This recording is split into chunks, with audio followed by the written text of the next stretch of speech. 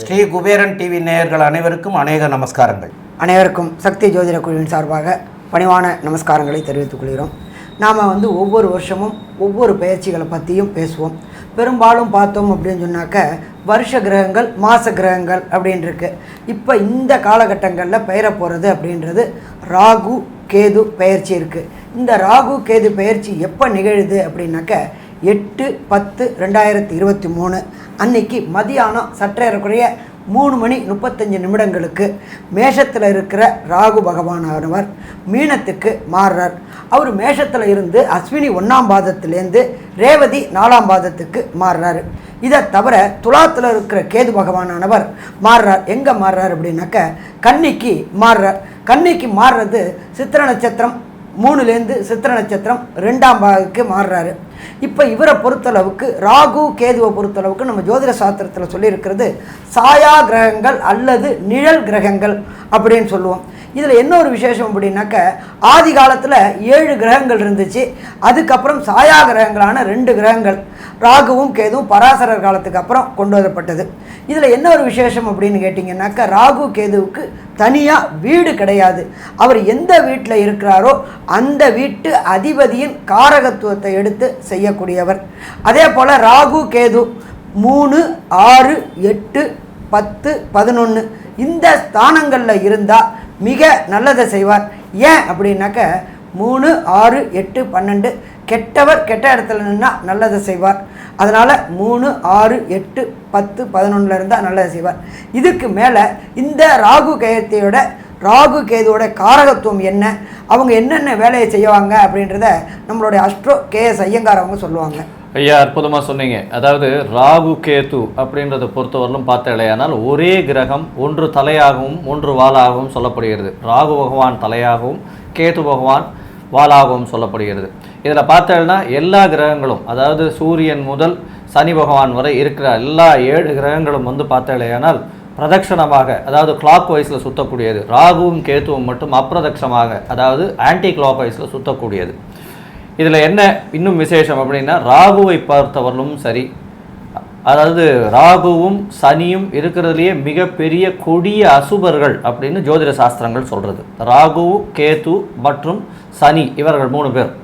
அதில் ராகு கேத்துன்றவர் ஒருவராகவே நம்ம எடுத்துக்கணும். அதனால் பார்த்தேனால் எதனால் அப்படி சொல்கிறது அப்படின்னா சூரியனுடைய ஒளி இந்த ராகு கேத்துவுக்கு ரீச் ஆகாது. அதே மாதிரி அவர்கள் நிழல் கிரகம்ன்றது சொல்லப்பட்ட ஒன்று. அது தவிர சனி பகவானுக்கும் இந்த இதுவும் ரீச் ஆகாது, அதாவது அவருடைய ஒளி ரீச் ஆகாது. அந்த கிரகங்களிலிருந்து வரக்கூடிய ஒளியும் சரி மிகப்பெரிய தாக்கத்தை மனிதர்களுக்கு ஏற்படுத்தும். அதனால தான் இந்த கிரகங்களை ரொம்பவும் ஜாகிரதையான பார்த்து கொண்டே இருந்தார்கள். இந்த ராகுவின் கேதுவினால மிகவும் கொடியமான விஷயங்கள் தான் நடக்குமா அப்படின்னா அப்படி கிடையாது. ராகுவை போல கொடுப்பார் இல்லை, கேதுவை போல கெடுப்பார் இல்லை அப்படின்றது ஜோதிட மொழி. ராகுவை பொறுத்தவர்களும் போககாரகர் அப்படின்னு சொல்லக்கூடியது. ராகுவை பொறுத்தவர்களும் பார்த்தலையானால் அவர் பொருள் அணி அப்படின்னு சொல்லக்கூடிய விஷயத்தில் வரார். கேத்துவை பொறுத்தவர்களும் அவர் வரக்கூடியது பார்த்தலையானால் அருள் அணி அப்படின்றது சொல்கிறாங்க. பொருள் இல்லாருக்கு இவ்வுலகம் இல்லை, அருள் இல்லாருக்கு அவ்வுலகம் இல்லை அப்படின்னு சொல்லக்கூடியது. ராகு பகவானை பார்த்தலையானால் உங்களுக்கு ராகு பகவான் நல்ல நிலைமையில் இருக்கக்கூடிய காலகட்டத்தில் அதாவது ஒரு ஏழையாக இருக்கக்கூடிய ஒரு வயது சாப்பாட்டுக்கே, ஒரு வேளை சாப்பாட்டுக்கே கஷ்டப்படக்கூடியவனை கோடீஸ்வரனாக கொண்டு போய் அடுத்த ஒரு 5 வருஷத்தில் கொண்டு போய் வைக்கக்கூடிய, அதாவது ஒரு பலம் பொருந்திய கிரகமாக ராகு இருக்கிறார். ஆனால் ராகுவுக்கும் கேத்துவுக்கும் ஒன்றே ஒன்று என்ன அப்படின்னா ராகுவுக்கு வீடு கொடுத்தவர் அவர் உச்சமாகவோ ஆட்சியாகவோ நல்ல நிலைமையில் இருந்து, அது தவிர அவர்களை இயற்கை சுபர்னு சொல்லக்கூடிய குருவோ சுக்கிரனோ பார்க்க பெற்றாலும் மிகப்பெரிய யோகத்தை அவர்கள் கொடுப்பாங்க. அதாவது ராகு பகவானை போல கோடீஸ்வர யோகத்தை கொடுக்கக்கூடியவர் யாருமே கிடையாது. பொதுவாக பார்த்தீங்கன்னா இந்த தமிழ்நாட்டில் அரசியலில் வரக்கூடியவர்கள் அரசியலில் அந்த அரசியல் ஆசனத்தை பிடிக்கக்கூடிய அளவிற்கு உயரத்தில் சென்றவர்கள் அத்தனை பேருக்குமே இந்த ராகு பகவானோ சனி பகவானோ தசையோ புக்தியோ நடந்தால் மட்டுமே இது சாத்தியமாகும். ராகு பகவானை பொறுத்தவரையிலும் அவர் தசை நடந்ததே ஆனால் கண்டிப்பாக உங்களை மிக உச்சீனமான இடத்துக்கு கொண்டு போய் உட்கார வச்சுருவார். அது வந்து நம்ம நல்லாவே பார்த்துருக்கோம், நிறைய பொலிட்டீஷியன்ஸ் கிட்ட நல்லாவே பார்த்துருக்கோம். நம்மளுடைய பழைய என்ன சொல்கிறது, அரசியல்வாதிகளில் வந்து தலைமை தாங்கினவர்கள்லாம் பெரிய ஆட்கள்லாம் வந்து அவர்கள் வந்து இந்த ராகு திசையில் பெரிய ஆளாக இருந்திருக்காங்க. ராகுவை பொறுத்தவரையிலும் குரு பகவான் ராகுவை பார்த்தால் எந்த ஒரு இடத்தில் இருந்தாலும் அவர் நன்மையை மட்டுமே செய்வார். அதாவது சுபத்துவம் பெற்றுவிட்டால் அவர் வந்து கோதண்ட ராகுவாக மாறி அந்த இடத்தினுடைய காரகத்தை அள்ளி கொடுப்பார். அது எப்படி கொடுக்குறாருன்னா, அதை வாங்கிறதுக்கு உங்களுக்கு 10 கை இருந்தாலும் போகாது, அந்த அளவுக்கு உங்களை வந்து கோடீஸ்வர யோகத்தில் கொண்டு போய் விட்டுருவார். சரி, இப்போ ராகு பகவானை பொறுத்தவரையிலும் பார்க்கும்பொழுது ராகு பகவான் மற்றும் கேது பகவான் இவர்களுக்கு பார்வை பலம்ன்றதும் உண்டு. எல்லா கிரகங்களும் 180 டிகிரியில் தன்னுடைய வீட்டிலிருந்து 180வது டிகிரின்னு சொல்லக்கூடிய 7ஆம் இடத்தை பார்க்கும். இதில் பார்த்தீங்கன்னா ராகுவுக்கு 7ஆம் இடமாக கேதுவும், கேதுவுக்கு 7ஆம் இடமாக ராகுவும் இருக்கிறதும் ஒரே கிரகம்னு நம்ம ஏற்கனவே சொன்னதுனால 1-7 பார்வைன்றது நிச்சயமாக இருக்கும். இதை தவிர பார்த்தீங்கன்னா 3ஆம் இடம் அப்படின்னு சொல்லக்கூடியதும் 11ஆம் இடம் அப்படின்னு சொல்லக்கூடியதும் பார்வை பலம் இருக்குது அப்படின்றத வந்து இந்த ஜோதிட சாஸ்திரங்கள் சில கிரந்தங்கள் அதை வந்து கன்ஃபார்ம் பண்ணுறாங்க. ராகு பகவானுக்கு ரிஷபம் உச்சமாகவும் கேது பகவானுக்கு விருச்சிகம் உச்சமாகவும் சொல்லப்படுகிறது. அதாவது ஒரு ஒரு நூல்லேருந்து ஒரு ஏற்றங்கள் கொடுத்துருக்காங்க. பொதுவாகவே இந்த ராகு பகவானை பொறுத்தவரையிலும் ஆமேடம், மிருதுசுரா, நண்டு, கன்னி அப்படின்னு சொல்லக்கூடிய 5 இடங்களில், அதாவது மேஷம், ரிஷபம், கடகம், கன்னி, மகரம், இந்த 5 இடங்களில் ராகு பகவான் போய் அமர்ந்தாரே ஆனால் எந்த ஒரு லக்னங்களுக்காக இருந்தாலும் அது குபேர சம்பத்தை கொடுத்தே தீரும். அந்த தசை வருமாயின் அந்த திசையில் இருக்கக்கூடிய நாட்களில், அதாவது 18 வருஷம் ராகுவனுடைய திசை, அந்த 18 வருஷத்தில் வந்து உங்களுக்கு ஒரு குபேர சம்பத்தை கொடுக்கக்கூடிய வாய்ப்புகள் மிகவும் அதிகம்.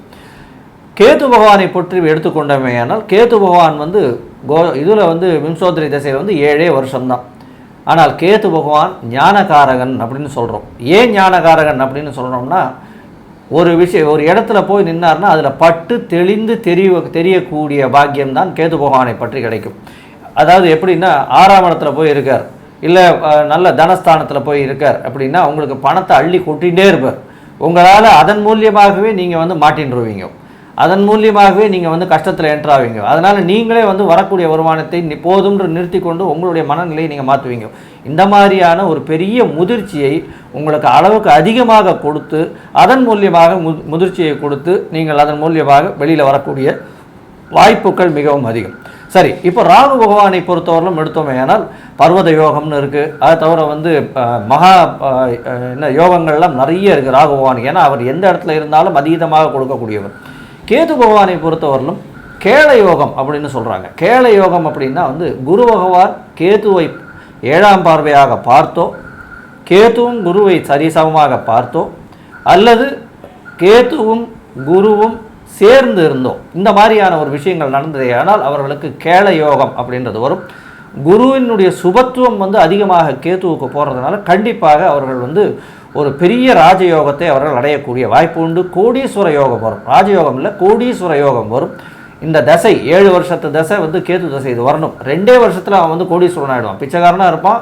திடீர்னு பார்த்தீங்கன்னா அவன் எங்கேயோ போயிடுவான். பணக்காரன்னா ஒரு டாப் ஒரு 20 பில்லியனர்ஸில் வந்து அவர் வந்து ஒரு பெரிய பர்சனாக இருக்கக்கூடிய வாய்ப்புகள். இந்த கேது பகவான் அதீத சுபத்துவம் பெற்று நல்ல ஒரு நிலையில் இருப்பாரே ஆனால் அந்த கேள யோகம் வரக்கூடிய வாய்ப்புகள் உண்டு.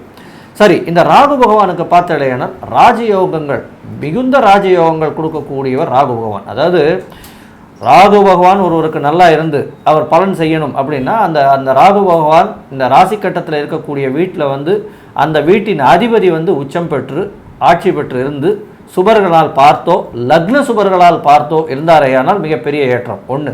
அடுத்தது பார்த்தலையானால் ராகு பகவானுக்கு இருக்கக்கூடிய நட்சத்திரம், அதாவது சாரம்னு சொல்லுவோம். ராகு பகவான் எந்த நட்சத்திரத்தில் இருக்காரோ அந்த நட்சத்திரநாதன் உச்சமோ ஆட்சியோ பெற்றிருந்து அவரும் சுபத்துவம் பெற்றிருந்தால் அது ஒரு மிகப்பெரிய யோகம். ராகு பகவானுக்கு இந்த 5 வீடுகள் சொன்னோம், அந்த 5 வீடுகளில் இருந்தால் மிகப்பெரிய யோகம். பொதுவாகவே பார்த்தலையானால் இந்த ராகு பகவான் 3 ஐயா சொன்ன மாதிரி 3, 6, 8, 10, 11, 12 இந்த மாதிரியான இந்த 6 இடங்களில் இருக்கும்பொழுது மிகப்பெரிய ராஜயோகத்தை கொடுப்பார். அதனால் ராகு கேத்துவின் பெயர்ச்சி அப்படின்னு பார்த்தீர்களேனால் முடிந்தவரை எல்லாருக்குமே ஒரு வந்து ராகு பகவான் அதாவது பொருளை அள்ளி கொடுப்பார். பொருளை அள்ளி கொடுக்கக்கூடி அதன் மூலியமாக உங்களுக்கு ஒரு குபேர சம்பத்தை ஏற்படுத்துவார். உங்களுடைய வாழ்க்கை இதுவை வந்து பிளாட்ஃபார்மை வந்து நீங்கள் இருக்கிற இடத்துலேருந்து 10 மடங்கோ 100 மடங்கோ ஏற்றக்கூடிய அளவுக்கு அவர் பண்ணுவார். சரி, ஒருவேளை இந்த ராகு பகவான் கேத்து பகவானுக்காக பிரச்சனைகள் இருக்குது, அதனால் வந்து நம்ம சிறிய எளிய பரிகாரங்கள் பண்ணோம்னா, பொதுவான பரிகாரங்கள் அப்படின்னு சொல்லக்கூடியது வந்து ராகு பகவானுக்கு உண்டான தெய்வம் அப்படின்னு சொல்லக்கூடியது பத்ரகாளி. இந்த பத்ரகாளியை போய் சேவிச்சுட்டு வர்றது, அது வந்து நிச்சயமாக, அதுவும் சனிக்கிழமையில் போய் சேவிச்சுட்டு வர்றது, ராகு காலத்தில் போய் சேவிச்சுட்டு வர்றது நிச்சயமாக அவருக்கு செய்யக்கூடிய பிரீத்தியாக எப்பொழுதுமே எடுத்துக்கலாம். இதை தவிர பார்த்தீங்களேனால் ராகு பகவானுக்கும் சரி, கேத்து பகவானுக்கு எடுத்துட்டேனால் அவருக்கு உண்டான தெய்வம்னு சொல்லக்கூடியவர் வந்து விநாயகர். விநாயகரை போய் சனிக்கிழமை போய் வணங்கிட்டு உங்களால் முடிஞ்சதுன்னா ஒரு அருகம்புல் மாலை போட்டுட்டு வர்றதன் மூலியமாக கேத்து பகவானினுடைய பிரச்சனைகள் முடிந்த அளவு நிச்சயமாக கம்மியாகும். இதை தவிர கேத்து பகவானுக்கு பார்த்தீங்களேனால் உங்களால் முடிஞ்சதுன்னா சன்னியாசிகள் இருக்கக்கூடிய இடத்திற்கோ, உங்களுடைய மடாதிபதிகள் இருக்கக்கூடிய இடத்திற்கோ போய் சேவிச்சுட்டு வர்றதன் மூலியமாக கேத்து பகவானுடைய பிரச்சனைகள் நிச்சயமாக கம்மியாகும். அதை தவிர வந்து இந்த மென்டலி காம்ப்ரமைஸ்ட் இல்லைன்னா ஆட்டிசம் இருக்கக்கூடிய குழந்தைகளுக்கு உங்களால் முடிந்த ஹெல்ப்பை பண்ணும் பொழுது, மனநலம் குன்றியவர்கள் நாங்கள் சொல்கிறோம், அதில் அவர்களுக்கு வந்து பார்த்தலையானால் உங்களால் முடிந்த உடல் உதவி, உழைப்பு, எந்த ஒரு உதவி உங்களால் செய்ய முடியுமோ அதை செய்யும் பொழுது கேது பகவானுக்கு செய்யக்கூடிய பிரீத்தியாக நான் பொதுவாக எடுத்துக்கொள்ளப்படுகிறது. ராகு பகவானுக்கு உளுந்து தானமாக கொடுக்கணும். கருப்பு உளுந்து வந்து சனிக்கிழமை அன்னைக்கு பத்ரகாளி கோவிலில் போயிட்டு இது பண்ணிவிட்டு எலுமிச்சம்பழம் வழக்கெல்லாம் போட்டுட்டு ஒரு கைப்பிடியாவது வந்து உங்கள் கையில் வச்சு நீங்கள் வந்து உள்ளங்கை படுற மாதிரி நீங்கள் வந்து அடுத்தவர்களுக்கு தானம் உளுந்து கொடுக்கணும். அதே மாதிரி கேது பகவானுக்கு வந்து கொள்ளு தானம் கொடுக்கறதன் மூலியமாக உங்களுடைய பிரச்சனைகள் எதுவாக இருந்தாலும் கண்டிப்பாக இந்த ராகு கேத்துவின் மூலியமாக வரக்கூடிய பிரச்சனைகள் எதுவாக இருந்தாலும் கண்டிப்பாக அகலும். இதை தவிர பார்த்தலையானால் நாங்கள் வந்து எங்களுடைய இதில் இந்த வீடியோவில் பார்த்தோம்னா நடுவில் உங்களுக்கு வந்து இந்த ராகு பகவானுக்கு உண்டான காயத்ரி அப்படின்றதையும் போடுறோம். அதை தவிர கேத்து பகவானுக்கு உண்டான காயத்ரியையும் போடுறோம். இப்போ ஐயா அந்த ராகு பகவான் கேத்து பகவானுடைய காயத்ரின்னு சொல்லுங்கள். இப்போ இதை பொறுத்தளவுக்கு இதில் இன்னொன்று சொல்லிடுறேன், அதுக்கப்புறம் இந்த காயத்ரி சொல்கிறேன். எப்பொழுதுமே ராகு பெயர்ச்சி அப்படின்றது சற்றேறக்குறைய 1.5 வருஷம் அப்படின்னாக்க 18 மாதம். நம்மளுடைய ஒவ்வொரு ராசி கட்டத்துலேயும் 9 நட்சத்திர பாதம் இருக்குது. அப்போ அந்த 9 நட்சத்திர பாதம் 18ஆல் வகுத்தோம்னாக்க ஒவ்வொரு நட்சத்திர பாதத்திற்கு சற்றேறக்குறைய 2 மாதம் 60 நாள். இந்த 60 நாள் தான் மிக கடுமையான தொந்தரவு கொடுப்பாரு. பாக்கி உள்ள 16 மாதம் குறைவாக கொடுப்பாரு. இதில் இன்னொரு விசேஷம் என்ன அப்படின்னாக்க, ராகு அவங்களுக்கு பெயர்ந்தது நல்லா இருந்து அவர் நல்ல நிலையில் இருந்து அள்ளி கொடுப்பாரு. இந்த ராகுகிட்ட இன்னொரு பெரிய விஷயம் அப்படின்னாக்க, செகண்ட் பிஸ்னஸ் அப்படின்னு சொல்லக்கூடியது மறைமுக தொழில்கள், இதில் அள்ளி கொடுப்பாரு. நம்ம அள்ளி கொடுக்குறாருன்னு நினச்சிக்கிட்டு மேலும் மேலும் தவறுதலாக போயிட்டே இருந்தோம் அப்படின்னு சொன்னாக்க அடுத்து வர குரு தேசையில் அதை போட்டு பார்த்துருவார். அப்போ இந்த ராகு பயிற்சியும் சரி, ராகு திசை நடக்கிறவங்களும் சரி, நேர்மையான வழியில் நாம் ஜெயிச்சுக்கிட்டு வந்தோம் அப்படின்னா அந்த ஜெயிப்பானது அடுத்து வர குரு தேசையிலையும் நிற்கும். அடுத்தது ஒரு சில பேருக்கு ராகுவோடைய நட்சத்திரத்தையே சாரத்தை வாங்கியிருந்தால் அந்த திசை பெரிய அளவுக்கு செயல்படுமா அப்படின்னாக்க பெரிய அளவுக்கு செயல்படாதுன்னே சொல்லலாம். அதே போல் கேது பகவான் கேதுவோடைய நட்சத்திரத்தையே வாங்கியிருந்தாக்க அஸ்வினி, மகம், மூலம் இந்த நட்சத்திர சாரத்தையே வாங்கியிருந்தால் அந்த கேது திசையும் பெரிய அளவுக்கு செயல்படாது. அப்படி இருக்கும்பொழுது இவங்க நம்ம அஸ்ட்ரோ கேஎஸ் ஐயங்கார் அவங்க சொன்ன பரிகாரத்தை செஞ்சோம்னாக்க வருகின்ற பிரச்சனையும் வந்த பிரச்சனையும் விலகும். இதில் நம்ம பார்த்தோம் அப்படின்னாக்க ராகுவோடைய காயத்ரி அப்படின்ற பொறுத்தளவுக்கு ஓம் நாகத்வஜாய வித்மஹே பத்மஹஸ்தாய தீமஹி தன்னோ ராகு பிரச்சோதயாத்து, இது வந்து ராகு பகவானுக்கு உண்டான காயத்ரி. இந்த ராகு பகவானுக்கு உண்டான காயத்ரியை பார்த்தேன்னா ஒரு நாளைக்கு 4 முறையாவது ஆவர்த்தி சொல்கிறதன் மூலியமாக ராகு பகவானுடைய பிரச்சனைகளிலிருந்து நிச்சயமாக விலக்குகள் வரும். கேது பகவானுக்கு உண்டான காயத்ரி அப்படின்றது வந்து ஐயா சொல்லுவாங்க. இது கேது பகவானுக்கு பொறுத்தளவுக்கு ஓம் அஸ்வத்வஜாய வித்மகி சூலஹஸ்தாய தீமகி தன்னோ கேது பிரச்சோதயாத். இதை பெரும்பாலும் ஒரு நாளைக்கு 7 முறை சொல்லிட்டு வந்தாக்க வருகின்ற பிரச்சனைகளும் வந்த பிரச்சனைகளும் விநாயகர் பேரை சொல்லி படும் பொழுது விலகும்.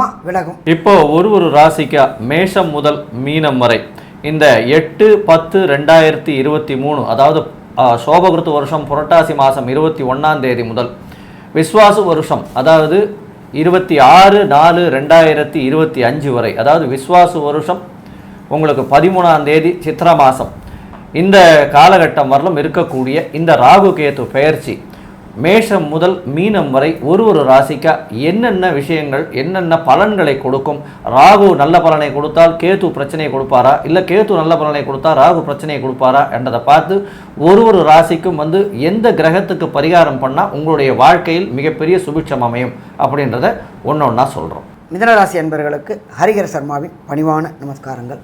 நம்ம இப்போ ராகு கேது பயிற்சி பார்த்துக்கிட்டு இருக்கோம். இதுவரை 11ஆம் இடத்துல இருந்து ராகு அள்ளி கொடுத்துக்கிட்டு இருந்தார். அவர் என்ன ஆயிடுறாரு, 10ஆம் இடமான ஜீவனஸ்தானத்துக்கு போகிறாரு. அடுத்தது கேது பகவானை பொறுத்தளவுக்கு இருந்த இடம் அப்படின்றது உங்களுடைய பூர்வ புண்ணிய புத்திரஸ்தானத்தில் இருந்துட்டு 4ஆம் இடமான வண்டி வாகனம் மாத்ருஸ்தானத்துக்கு கேது பகவான் வராரு. எப்பொழுதுமே பொறுத்தளவுக்கு நல்ல கிரகங்கள் நல்ல இடத்துலையும் இயற்கை அசூபர்கள் கெட்ட இடத்துலையும் இருந்தால் நல்ல காரியங்கள் செய்வாங்க அப்படின்றது நம்மளுடைய ஜோதிட சாஸ்திரத்தில். அதுவும் இயற்கை பாவர்களான ராகு கேது அப்படின்றவங்களை பொறுத்தளவுக்கு 3, 6, 8, 12 இது மறைவு ஸ்தானங்கள். இதை தவிர 10ஆம் இடம் 11ஆம் இடம் ராகு கேதுவுக்கு நல்ல இடம். அப்போ இந்த மிதுன ராசிக்கு 10ஆம் இடத்துல ராகு வராரு. அப்போ ஜீவனஸ்தானத்தில் ராகு வராரு. அவர் உட்கார்ந்துருக்கிற இடம் யாரோடைய இடம் அப்படின்னாக்க குருவோடைய வீடு. அவர் வாங்கியிருக்கிற நட்சத்திரம் ரேவதி நட்சத்திரம், புதனுடைய நட்சத்திரம். இந்த புதன் அப்படின்றது உங்களுடைய ராசி அதிபதியோடைய நட்சத்திரம். அப்போ இந்த மிதுன ராசிக்காரங்களுக்கு ராகுவினால் யோகங்கள் மட்டுமே ஏற்படுமா? கண்டிப்பாக ஏற்படும். ஏன்னாக்க குருவோட வீட்டில் ராகு இருக்கிறதுனால அந்த ராகுக்கு பேர் கோதண்ட ராகு அப்படின்னு பேர். அப்போ நடவாததும் நடக்கும், இயலாததும் இயலும் அப்படின்னா யார்?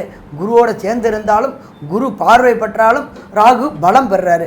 அப்போ ராகு அங்கே பலம் பெற்றுட்டு உங்களுடைய ராசி நட்சத்திரத்தை வாங்கும் பொழுது இதுவரை வேலை கிடைக்காத, அதாகப்பட்டது ஒரு நல்ல வேலை கிடைக்காத புதனுடைய மிதுனத்துடைய ராசி நட்சத்திரக்காரங்களுக்கு நல்ல வேலை கிடைக்கிறதுக்கு வாய்ப்புகள் உண்டாகும். அடுத்தது, நான் எத்தனை நாள் தான் சாமி அடிமை தொழிலே பண்ணிகிட்ருக்கிறது, நானும் தொழில் தொடங்கி நானும் தொழிலதிபர் ஆகணும் அப்படின்னு நினச்சிக்கிட்டு இருக்குங்க மிதுன ராசிக்காரங்களுக்கு ராகு பகவான் 10ஆம் இடத்துல குருவோடைய சேர்ந்து இருக்கிறதுனால, குருவோடைய வீட்டில் இருக்கிறதுனால, கோதண்ட ராகுன்றதுனால தனிப்பட்ட முறையில் பிஸ்னஸ் செய்கிறவங்களுக்கும் அள்ளி கொடுப்பாரா? அள்ளி கொடுக்கக்கூடிய காலகட்டங்கள். சரி சாமி. அடுத்தது மிதுனத்துக்கு 4ஆம் இடமான மாத்ருஸ்தானம். இப்போ இந்த காலகட்டங்களில் மிதுன ராசிக்காரங்களுக்கு மாத்ருஸ்தானத்தில் கேது பகவான் வராரு. கேது பகவான் வர்றது சிறப்பா அப்படின்னாக்க கண்டிப்பாக சிறப்பு இல்லை. இந்த காலகட்டங்களில் அம்மாவோடைய உடல்நிலையை அடிக்கடி கண்காணிச்சுக்கணும். சின்ன ப்ராப்ளமாக இருந்தால் கூட உடனடியாக ஆஸ்பத்திரியை கூப்பிட்டு போயிட்டு என்ன ஏதுன்னு பார்க்கணும். ஏன்னு கேட்டிங்கனாக்க கேதுவை பொறுத்தளவுக்கு அன்ஐடென்டிஃபிகேஷன் டிசீசஸ் வரக்கூடியது, நுண்கிருமிகள் அப்படின்றது கேது பகவானோடது. அப்போ சின்ன சின்ன பிரச்சனைகள் பெரிய பிரச்சனையாக மாறுறதுக்கான வாய்ப்புகள் உண்டாகும். அப்போ மாத்ருவை ரொம்ப கேர்ஃபுல்லாக பார்த்துக்கணும். அடுத்தது நம்ம 4ஆம் இடம் அப்படின்றது குழந்தைங்களுக்கு லோயர் எஜுகேஷன்னாக்க +2 வர்றோம். இந்த காலகட்டங்களில் குழந்தைங்களுக்கு கவனச்சிதறல்கள் ஏற்பட வாய்ப்புகள் உண்டு.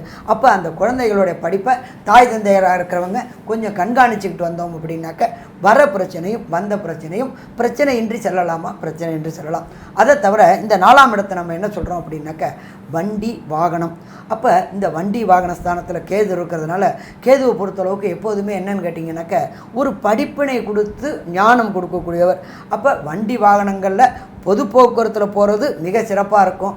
வேறு வழி இல்லை சாமி, நான் என்னோடய 2 வீலரில் என்னோடய காரில் போனோம்னாக்க அதிகபட்சமாக 40-50 கிலோமீட்டர் ஸ்பீடில் ரொம்ப எச்சரிக்கையாகவும் போனோம் அப்படின்னாக்க வர பிரச்சனைகளை சால்வ் பண்ணுறதுக்கான வாய்ப்புகள் மிக மிக அதிகம். சரி, இதுக்கு அடுத்தது ராகு கேது பகவானுக்கு பொறுத்தளவுக்கு பார்வைகள் உண்டு. நம்மளுடைய பழைய ஜோதிட சாஸ்திரங்களில் என்ன சொல்லியிருக்கு அப்படின்னாக்க எல்லா கிரகங்களுக்குமே 7ஆம் பார்வை உண்டு அப்படின்ட்டு. இதை தவிர ராகு கேது பகவானுக்கு 3ஆம் பார்வையும் 11ஆம் பார்வையும் இருக்குது. அப்போ இந்த ராகு கேதுவுடைய 3, 7, 11ஆம் பார்வைகள் என்ன நற்பலன்களை தருவார் அப்படின்றத நம்ம அஸ்ட்ரோ KS ஐயங்கார் அவங்க சொல்லுவாங்க. ஐயா, அற்புதமாக சொன்னீங்க. அதாவது ராகு பகவானை போல் கொடுப்பார் இல்லை அப்படின்னு சொல்லக்கூடியது ஒரு ஜோதிட மொழி. மிதுன ராசிக்காரர்கள், அதாவது மிருகசீரிஷம் திருவாதிரை புனர்பூச நட்சத்திரக்காரர்களுக்கு பார்த்தேன்னா ராகு பகவான் 10ஆம் இடத்துல இருக்கிறது தொழிலில் மிகப்பெரிய அபிவிருத்தி. அதாவது எப்போவுமே என்ன சொல்கிறதுன்னா 10ல் ஒரு பாம்பாவது இருக்கணும் அப்படின்வாங்க. அதனால் 10ஆம் இடத்தில் போய் ராகு பகவான் இருக்கிறது பெரிய விசேஷம். எம்என்சி கம்பெனி, இது இந்தியா விட்டு வெளியில் போகக்கூடிய வாய்ப்பு, வெளிநாடு வெளியூர் செல்லக்கூடிய வாய்ப்பு, தொழில் புதிய என்ன சொல்கிறது, புதிய யுக்திகளை கையாளுதல், புதிய தொழில் எடுக்கிறது.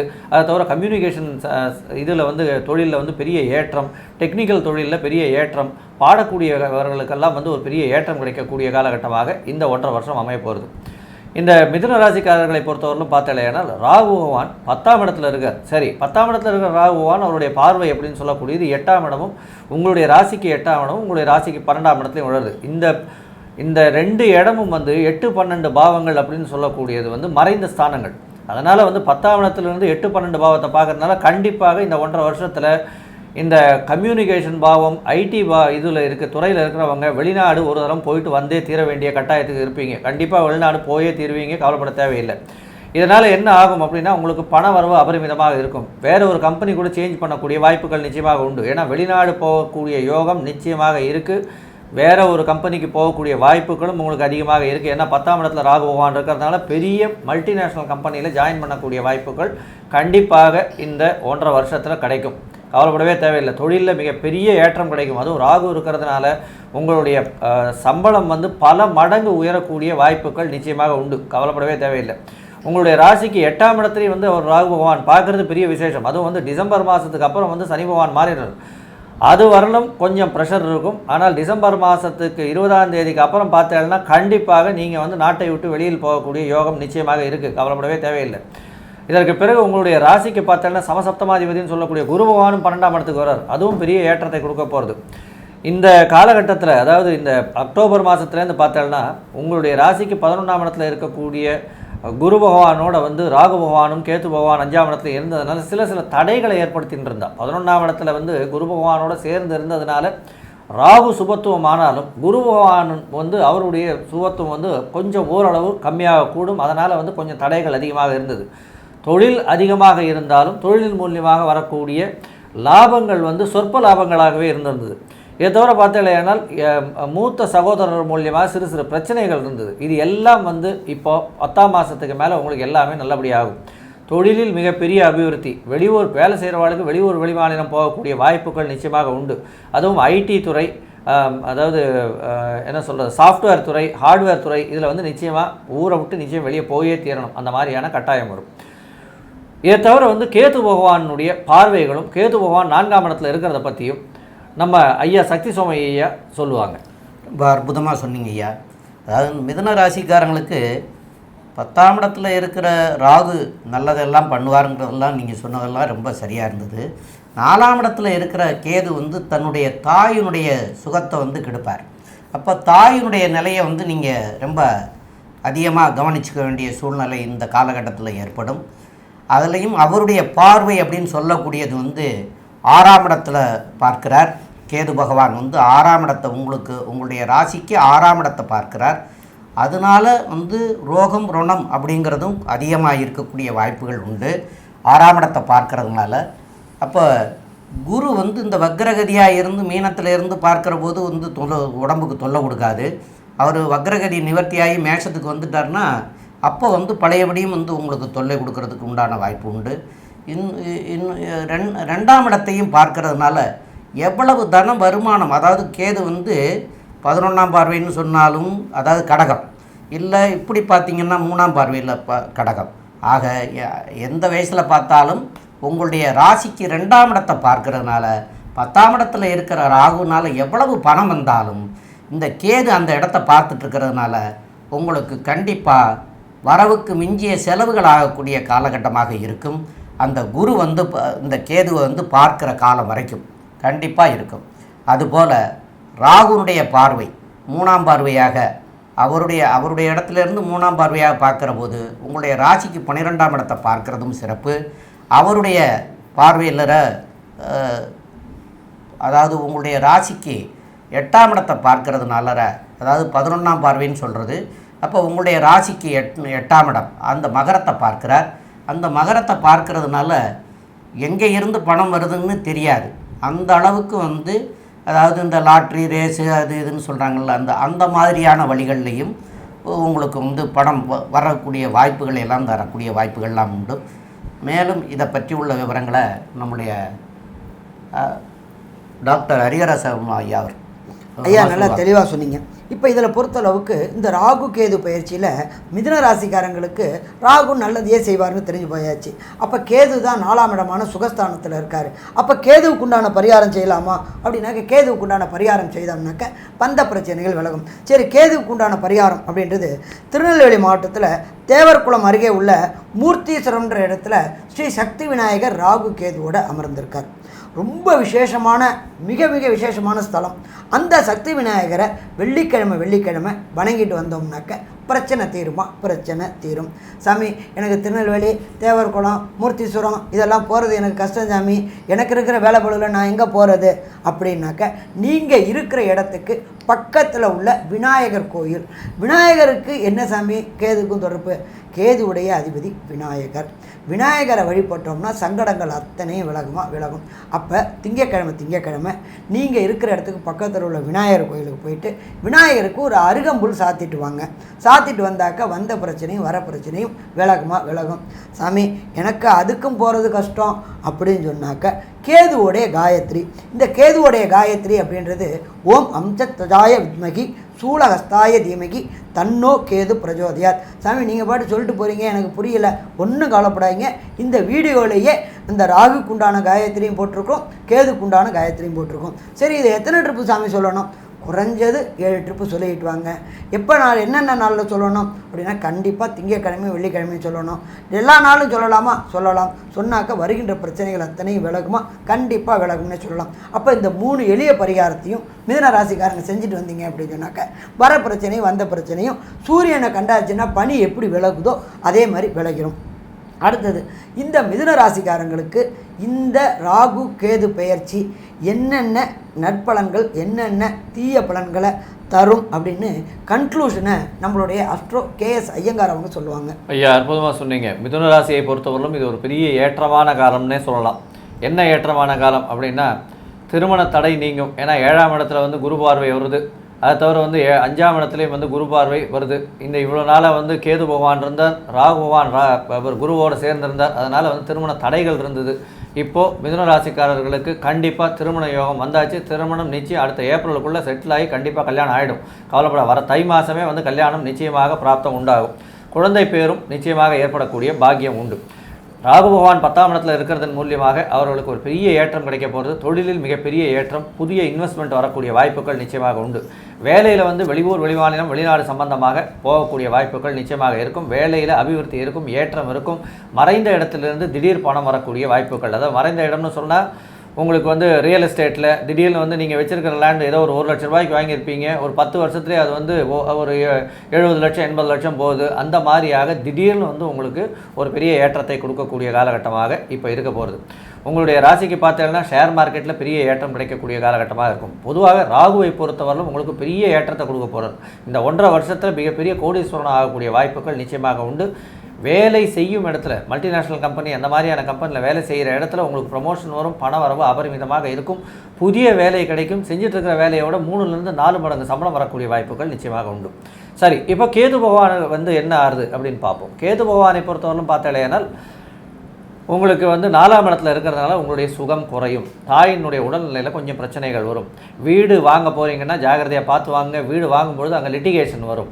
ஏன்னா வந்து புதுசாக லேண்டு வாங்குறீங்க அப்படின்னா அது வந்து ஏதாவது புறம்போக்கு இருக்கா, இல்லைன்னா வந்து யாராவது 3வது கை மாதிரி இருக்கா, எப்படி இருக்குது அப்படின்றத வந்து ஒரு தடவைக்கு 4 தடவை செக் பண்ணி வாங்குறது ரொம்பவும் நல்லது.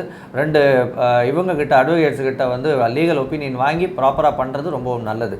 தெரிஞ்சவங்க அப்படின்ட்டு நீங்கள் பாட்டு வாங்கினீங்கன்னா அது லிட்டிகேஷனில் மாட்டிக்கும். ஏன்னா 4ஆம் இடத்துல போய் கேது பகவான் உட்காந்துருக்கிறது பிரச்சனையை கொடுப்பார். ஏன்னா அவர் வந்து 6ஆம் இடத்தையும் பார்க்குறார். அதனால் உங்களுக்கு தேவையில்லாமல் அவப்பெயரோ தேவையில்லாமல் பிரச்சனையோ உங்களுக்கு தேடி வரும். இதை தவிர பார்த்தீங்கன்னா உங்களுடைய ராசிக்கு 2ஆம் இடத்தையும் வந்து கேது பகவான் பார்க்குறார். 2ஆம் இடத்தை பார்க்குறதுனால என்னென்னா, பேசும்போது வந்து நீங்கள் என்ன பேசுகிறீங்களோ அது தவறாக புரிந்து கொள்ளப்படும். நீங்கள் என்ன நல்லது தான் சொல்லுவீங்க, ஐயா உடம்பு நல்லா இருக்கா அப்படின்னு கேட்பீங்க, என்ன என் உடம்புல என்ன குறைச்சல் நீங்கள் கண்டீங்க, இந்த மாதிரி பேசுவாங்க. அதனால் உடம்பு நல்லா இருக்கா, நல்லபடியாக இருக்கீங்களா, அதையே வந்து இன்னும் என் உடம்புக்கு என்ன கிடைச்சல, நான் நல்லா தானே இருக்கேன், இந்த மாதிரி பேச ஆரம்பிப்பாங்க. அதனால் புரிந்து கொள்ளும் விதம் வந்து மாறும். அதனால் சொல்ல வேண்டியதை ஒரு தடவைக்கு 4 தடவை சொல்கிறன் மூலியமாக கண்டிப்பாக நீங்கள் சொல்ல வேண்டிய விஷயம் போய் சேர்றதான்றதை பார்க்குறது ரொம்ப முக்கியம். அதனால் பேச்சில் ரொம்ப கவனமாக இருங்க. தேவையில்லாமல் பேசாதீங்க, பொறுமையாக இருங்க. மொத்தத்தில் பார்த்தீங்கன்னா இந்த ராகு கேது பயிற்சியை பொறுத்தவரைக்கும் மிதுன ராசிக்கு பெரிய ஏற்றத்தை கொடுக்க போகிறது. இருந்தாலும் கேது பகவானுடைய இதுனால உங்களுடைய சுகம் குறையும், தாயினுடைய உடல்நிலையில் சற்று பிரச்சனைகள் வரும், பேச்சில் மிகவும் கவனம் தேவை. இந்த 3 விஷயத்தை பார்த்துங்க. ஐயா சொன்ன கேத்துவினுடைய பரிகாரம் செஞ்சுட்டு வந்தீங்கன்னா இந்த 3லிருந்து விடுபெற்று பொன்னான இந்த 1.5 வருஷத்தை உங்களுக்கு இந்த ராகு கேது பயிற்சி கொடுக்கும் அப்படின்னு இந்த சக்தி ஜோதிட குழு சொல்லுது. நன்றி, வணக்கம். ஸ்ரீ குபேரன் டிவியை பார்த்தமைக்கு நன்றிகள். மேலும் இது போன்ற தகவல்களை தெரிந்து கொள்ள ஸ்ரீ குபேரன் டிவியை சப்ஸ்கிரைப் செய்யுங்கள். மறக்காமல் பெல் ஐக்கானை கிளிக் செய்யுங்கள்.